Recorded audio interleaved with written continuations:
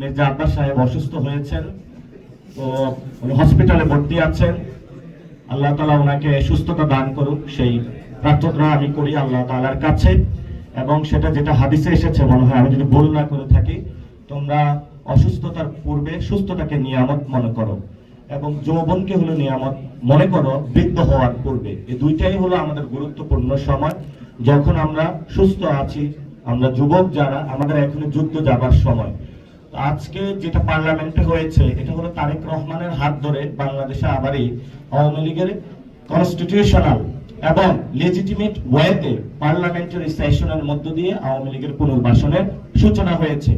এটা শহীদ জিয়াউর রহমানের একটা ছেলের হাত দিয়ে, বেগম জিয়ার ছেলের হাত দিয়ে বাংলাদেশে আওয়ামী লীগের পুনর্বাসন শুরু হবে, এটা আমাদের কল্পনা ছিল না। কিন্তু ওটা উনি করে দেখিয়েছেন, সাহস দেখিয়েছেন, কারণ ওনার মাথাটা উনি দিল্লির কাছে নত করেছেন। এই জন্য হলো আজকে এই অবস্থা হয়েছে।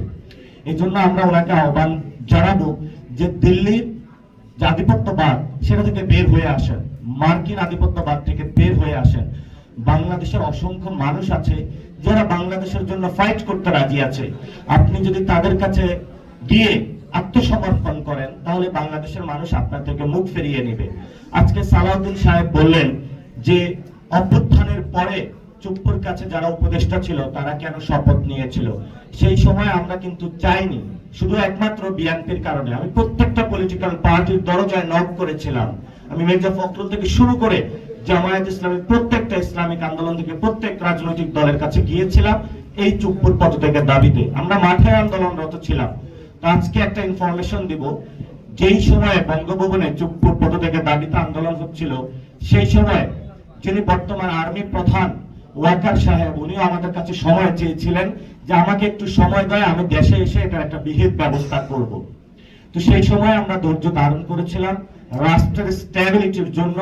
বিএনপিও বলেছে একটু সময় নেওয়া প্রয়োজন, পরবর্তীতে এইসব আওয়ামী লীগের যেগুলো লেসপেন্সার আছে অটোমেটিক বিদায় হয়ে যাবে। কিন্তু আজকে আমরা দেখলাম যারা আওয়ামী লীগের লেসপেন্সার আছে তাদেরকে ক্ষমতার মোহে তারা অন্ধ হয়ে তাদেরকে হলো তারা তাদের ঘাড়ে তুলে নিয়েছে। এই জন্য আমি বলি যে সংসদটা অদ্ভুত এক রকমের সংসদ হয়েছে। রাষ্ট্রপতি হলো আওয়ামী লীগের, তারপরে হলো প্রধানমন্ত্রী হলো বিএনপির, আর বিরোধী দলীয় নেতা হলো জামায়াতের। অর্থাৎ এই খিচুড়ির মধ্যে সবই কিছু রাখা হয়েছে। তো যেই খিচুড়ির মধ্যে আসলে আওয়ামী লীগ থাকবো, সেই খিচুড়ি আসলে বাংলাদেশের মানুষ খাবে না, এটা আমাদের স্পষ্ট বার্তা। এখন ওনারা যদি এটা সংসদে সমাধান না করতে পারে, তাহলে এটা হয়তো আমাদের রাজপথে ফয়সালা করতে হবে। তখন যদি আমরা বঙ্গভবনের সামনে যাই, তখন আমাদেরকে বাবারা এটা বলবেন না যে তোমরা কেন বঙ্গভবনের সামনে আসছো। তখন আমাদের এই প্রটেস্টকে আপনারা মব বলে বা অন্য কোনো কিছু বলে আখ্যা দিবেন না।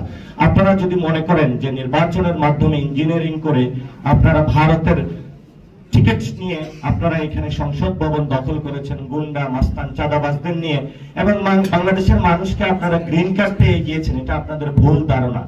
এবং যেই দল আপনার মেরুদণ্ড ভেঙেছে, যেই দল আপনার মাকে হত্যা করেছে, সেই দলেরই আপনি আজকে বৈধতা উৎপাদন করতে, অফিস খুলতে আপনি সর্বাগ্রে ভূমিকা পালন করেছেন। এটা জাতির সাথে ডিরেক্ট একটা গাদ্দারি। আমরা এটা এক্সপেক্ট করি নাই। আমরা তরুণ প্রজন্ম হতাশ, আলেম ওলামারা হতাশ, এবং যারা বাংলাদেশের নাগরিকরা রয়েছি, এটা কখনোই আপনাদের থেকে আমরা আশা করি নাই।